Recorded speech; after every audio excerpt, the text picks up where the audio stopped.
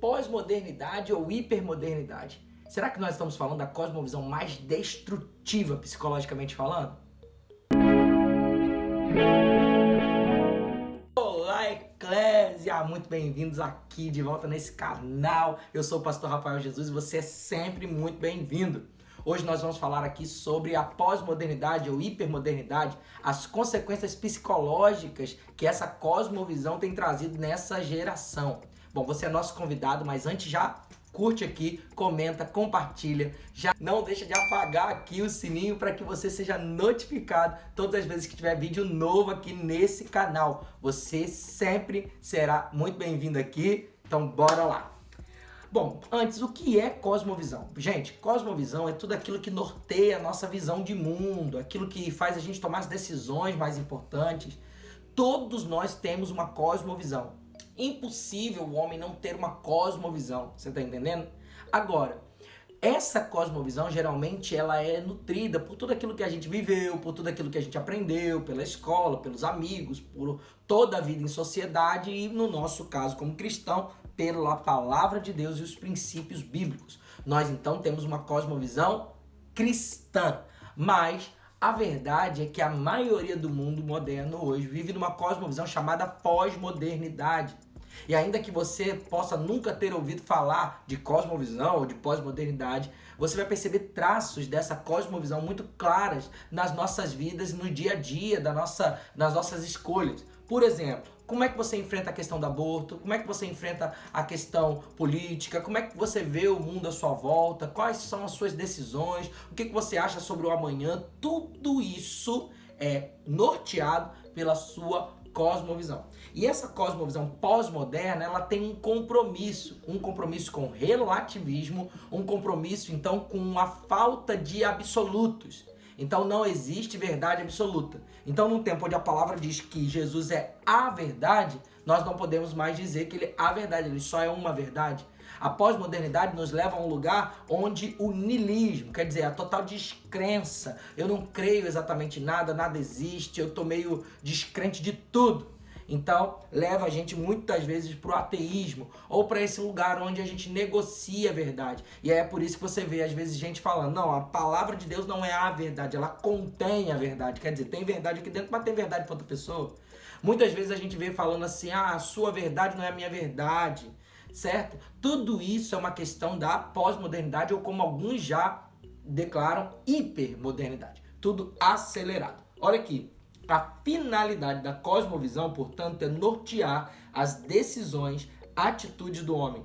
Ela funciona como um guia, dando senso de direção acerca da forma como o homem deve proceder. Quando a gente fala que a cosmovisão, ela guia, ela norteia, ela direciona, é muito fácil perceber que isso, no sentido geral do mundo, a pós-modernidade ela tem sido então esse condutor, esse lugar de hipervalorização, do hedonismo, do sentimento de sentir, de prazer, de experiência. Então é o sentir pelo sentir. Existe uma frase no mundo que é muito pós-moderna e que tem que ser aniquilada porque é diabólica. Se faz sentir, faz sentido. Então se faz sentir, faz sentido, tudo faz sentido, né? Porque se eu me sinto atraído por uma árvore, eu caso com uma árvore. Se eu me sinto diferente daquilo que eu nasci, eu sou aquilo que eu me sinto, não aquilo que eu sou de fato. Então não existe mais absoluto, tudo virou líquido, tudo virou muito fluido, né? Dá pra mexer, malear de várias maneiras, ele se adapta facilmente a qualquer recipiente. E isso tem sido, ao meu ver, um grande condutor daquilo que são as doenças psicossomáticas da nossa geração. Cosmovisões distintas existem, mas não é possível concordar coerentemente com as premissas centrais de duas ou mais cosmovisões. O que eu quero dizer, gente? Não tem como viver a cosmovisão cristã e a cosmovisão pós-moderna. Uma hora, uma vai vencer. E você vê que nós estamos vivendo um tempo de pós-modernidade tão intensa que a igreja se tornou pós-moderna. Várias igrejas aí inclusivas, várias igrejas da hipergraça, várias igrejas com esse discurso da minha verdade, a sua verdade, de relativismo, de que a Bíblia não é suficiente. Tudo isso é uma visão pós-moderna.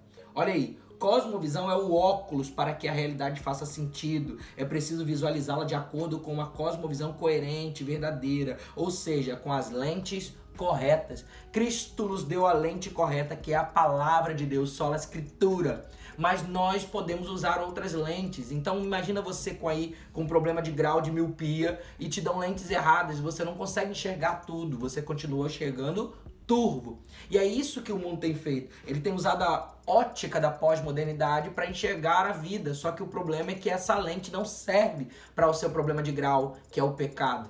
Então, a lente certa para que nós possamos ver a vida da maneira correta é a palavra de Deus. Olha o que C.S. Lewis vai dizer. O cristianismo, se for falso, não tem valor. Se for verdadeiro, tem valor infinito. A única coisa que lhe é impossível é ser mais ou menos importante.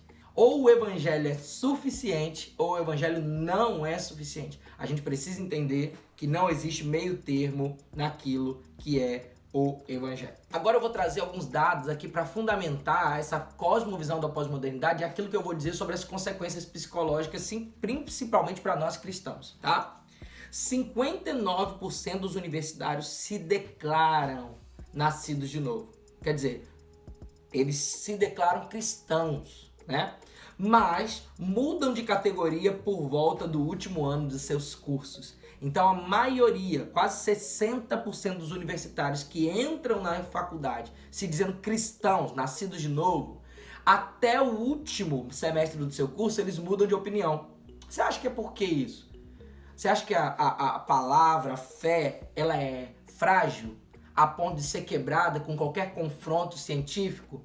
Claro que não. Eu estou provando isso aqui nesse Apologética para Ocupados. A gente está trazendo aqui cada vez mais dados científicos, pesquisas, mostrando que, na verdade, a maioria dos cientistas creem que existe algo, que Deus existe, ou que são cristãos. Então a gente vê que 80% dos cientistas se declaram crentes em alguma coisa, não são ateus. A resposta para essas quase 60% que se desviam até o final do curso está aqui na outra pesquisa, olha isso. 9 de cada 10 adultos que se declara cristãos não tem uma cosmovisão bíblica. O que quer dizer? Vai à igreja, bate o ponto, dá o dízimo, mas não vive baseada nesse livro. Vive baseado naquilo que ouviu falar, naquilo que foi mastigado para ele, não consegue abrir as escrituras, não entende os princípios bíblicos, vive um pseudo-cristianismo, um cristianismo nominal.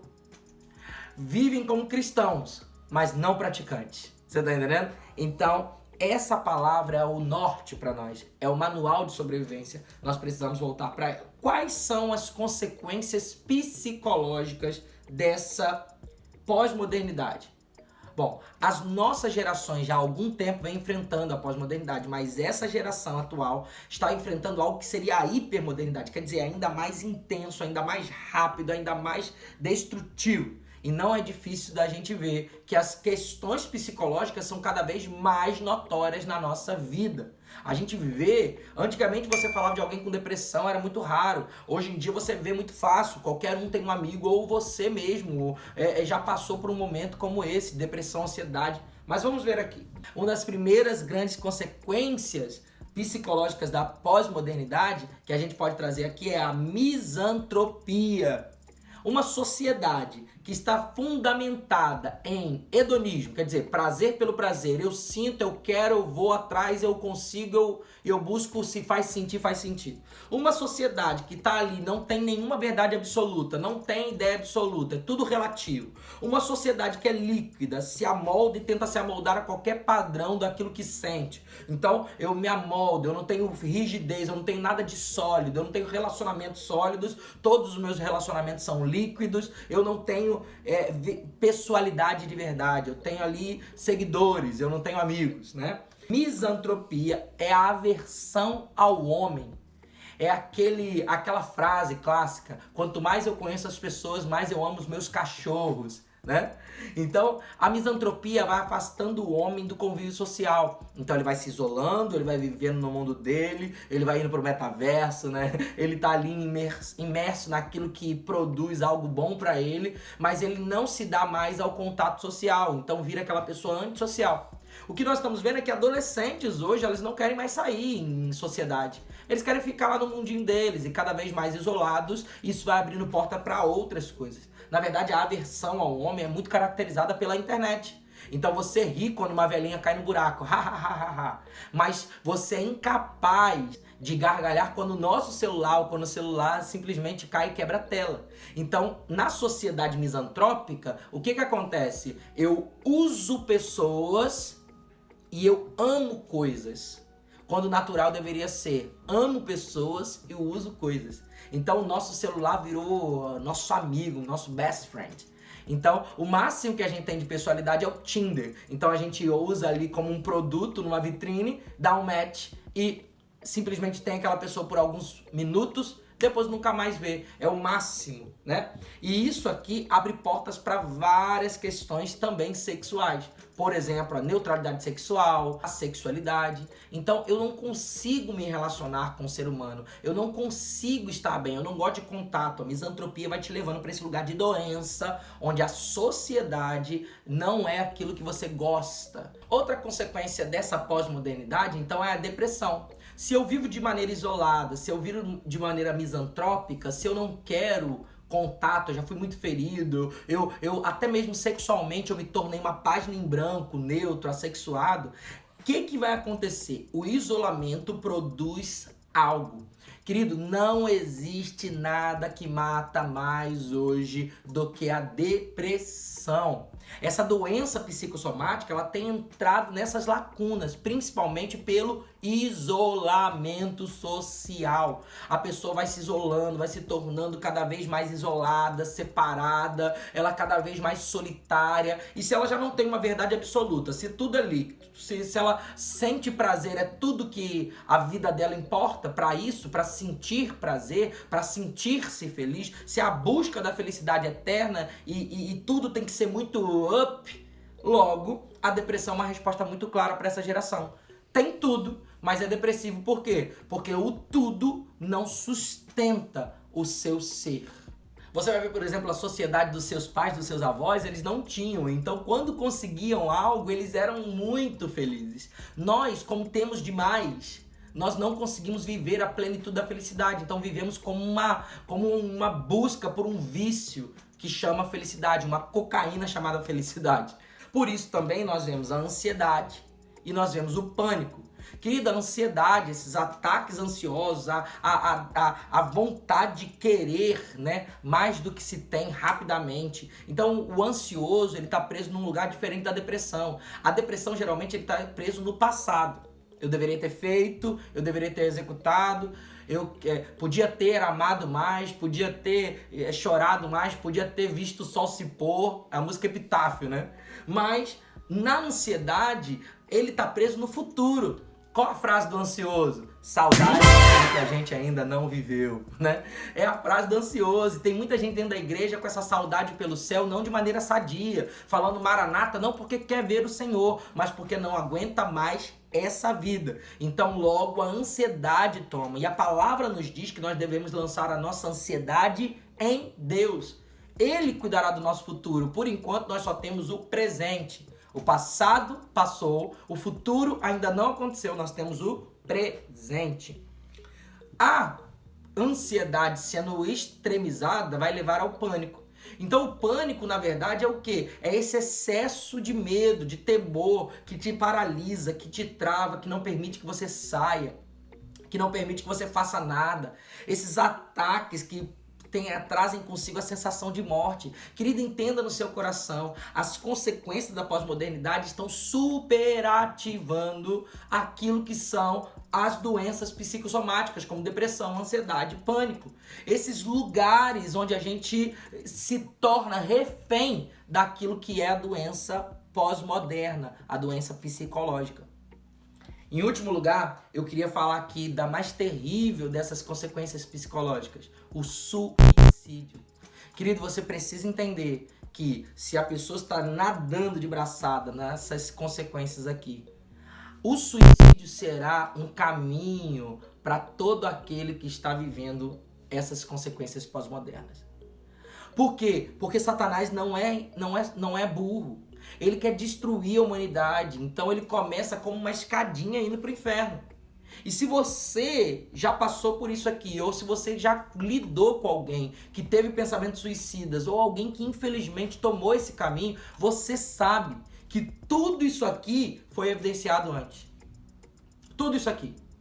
Então, com essas consequências psicológicas, o que a gente vê? A gente vê nessa geração 4 quebras de sensos sociais. Por exemplo, a quebra do senso de propósito. Então, uma geração que não sabe para onde está indo. E se não sabe para onde está indo, qualquer lugar serve. A quebra do senso de empatia, uma geração que não consegue olhar o outro como parte de si mesmo. Então a sociedade ela é fragmentada, tudo tem a ver comigo, é o humanismo. Outra coisa também é o senso e a quebra do senso de pertencimento, uma geração que não pertence ao lugar. E aí você vê que a nostalgia na nossa geração, ela está atingindo níveis assim, imensos. Porque é normal ter nostalgia do que você viveu, mas não é normal que você tenha nostalgia por aquilo que você não viveu. Você vê essa geração sendo nostálgica dos anos 70, dos anos 80. Você vê que as séries que mais bombam nesse tempo, Stranger Things, nos anos 80, são filmes, né, que trazem essa atmosfera dos anos 70, 80, 90, e você vê músicas dos anos 80 bombando nos TikToks. Por quê? Porque é uma quebra de pertencimento. Eu não me sinto parte, então eu deveria ter nascido em outra geração. Você vê que essa geração ela não pertence a nada, ela não se sente parte de nada, ela não se sente incluída em nada. E também a quebra da coletividade. Logo, se você não tem propósito, se você não tem empatia, se você não tem pertencimento, você também não se sente grupo, não tem coletividade. Existe o humanismo. Eu estou no centro, o homem está no centro, o meu desejo está no centro, eu sou o que eu sinto, eu não tenho nada com você. Não existe coletivo, não existe grupo, não existe família. Você terá sempre 2 caminhos quando você lida com essa geração pós-moderna. O caminho de ser inconveniente ou o caminho de ser ausente. Se você está lidando com alguém que tem essas consequências aqui, você vai ter que escolher isso. Ou eu serei inconveniente ou eu serei ausente. Eu escolhi ser inconveniente. E até que forme em nós aquilo que seria a cosmovisão bíblica e que não tenha resquícios daquilo que seria a pós-modernidade em nós vamos precisar ser inconveniente. Deus abençoe sua vida.